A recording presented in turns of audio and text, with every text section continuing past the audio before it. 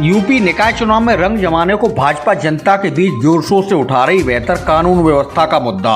Star प्रचारक के रूप में खुद मुख्यमंत्री योगी संभाल रहे प्रमुख जगहों पर प्रचार की कमान। सहारनपुर, मुजफ्फरनगर, अमरोहा और उन्नाव की चुनावी रैलियों में सीएम योगी ने कहा कि अब कहीं दंगे, कर्फ्यू, गुंडा टैक्स और माफियागिरी नजर आ रही हो तो जनता सवाल उठाए। चुनावी मंचों से जनता को सीधा संदेश दे रहे सीएम योगी कह रहे हैं कि अपराध और अपराधियों का खात्मा सिर्फ भाजपा सरकार में करने का दम है। आगे चुनाव प्रचार में कानून व्यवस्था का मैसेज मुख्यमंत्री के साथ डिप्टी सीएम केशव प्रसाद मौर्य, ब्रजेश पाठक और सरकार के सभी मंत्री जनता के बीच पहुंचाते नजर आएंगे। सरकार के साथ भाजपा संगठन भी चुनावी ऑपरेशन में कंधे से कंधा मिलाकर कर रहा है काम।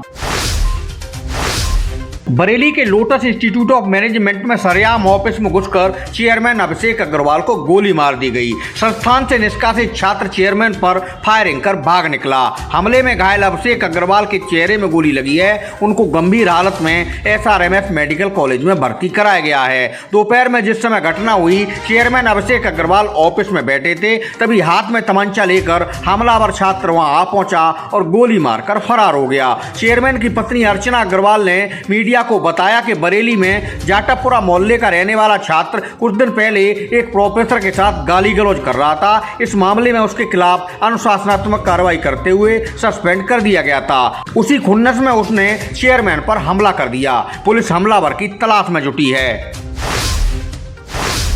बरेली में एक दिन पहले दिल्ली रोड पर गंभीर हालत में मिली युवती की हत्या का षड्यंत्र उसके पति और परिवार के लोगों ने ही रचा था। पुलिस ने घटना का खुलासा करते हुए युवती के पिता और बहनोई को गिरफ्तार कर लिया है। युवती का पीजीआई में इलाज चल रहा है। अफसरों के मुताबिक युवती का गांव के एक युवक से प्रेम संबंध चल रहा था। कई बार वह युवक के साथ गायब भी हो चुकी थी। घर वालों ने कुछ दिन पहले उसकी शादी भी कर दी थी, मगर वह युवक से संबंध खत्म नहीं कर रही थी। परेशान होकर घर वालों ने उसकी हत्या का ताना माना डाला।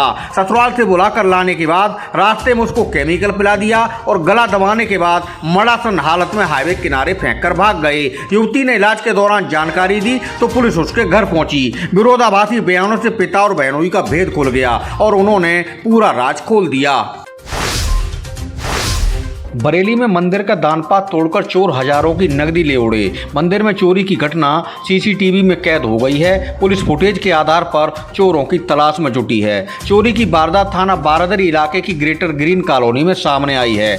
मंदिर के पुजारी दयानंद द्विवेदी के मुताबिक मंगलवार को मंदिर के कपाट बंद हुए थे। रात में दो चोर मंदिर में घुसकर दानपात्र से तोड़कर कैश चोरी कर ले गए। सुबह दानपात्र टूटा मिलने पर पुलिस में रिपोर्ट लिखाई गई। सीसीटीवी फुटेज में दो चोर दानपात्र तोड़ने के बाद उसमें कैश भी गिनते नजर आ रहे हैं। स्थानीय नागरिक मंदिर में चोरी के पीछे सिक्योरिटी गार्ड की लापरवाही बता रहे हैं।